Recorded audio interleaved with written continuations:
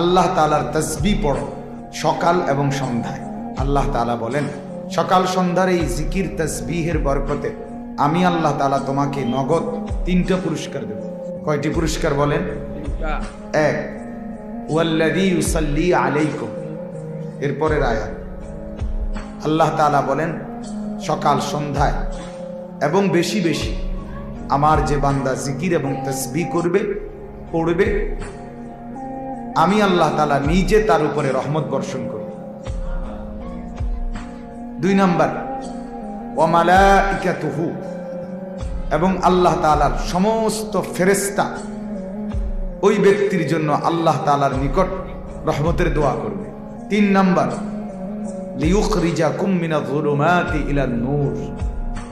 আল্লাহ তাআলা বলেন জিকির এবং তাসবিহের বরকতে আমি নিজে তোমাকে সমস্ত গুনাহের অন্ধকার থেকে ঈমান আর আমলের আলোর দিকে নিয়ে আসবো, নূরের দিকে নিয়ে আসবো। তাহলে 3টা পুরস্কার। কোনো বান্দা যখন জিকির করে তাসবিহ পড়ে তো আল্লাহ তাআলার নিজে তার উপরে রহমত বর্ষণ করে, ফেরেশতারা তার জন্য রহমতের দোয়া করে এবং আল্লাহ তাকে গুনার অন্ধকার থেকে ঈমান ইসলামের আলোর দিকে টেনে নিয়ে আসে। যদি বলি আল্লাহ আপনি এত পুরস্কার দিবেন, আল্লাহ তাআলা বলেন ওয়া কানা বিল মুমিনিনা রাহিমা। শোনো আমার ঈমানদার বান্দার প্রতি আমি তো আরো বেশি দয়া করতে চাই। ঈমানদার বান্দার প্রতি আমার দয়াই বেশি, রহম বেশি। এজন্য জিকির এবং তাসবিহ একজন মুমিনের সার্বক্ষণিক ডিউটি। আমি প্রায়ই বলি এ কথা, মুমিনের কোনো অবসর নেই, ঈমানদারের হায়াতে কোনো অবসর নেই। একজন ঈমানদারের জিন্দেগির 3টা হালাত।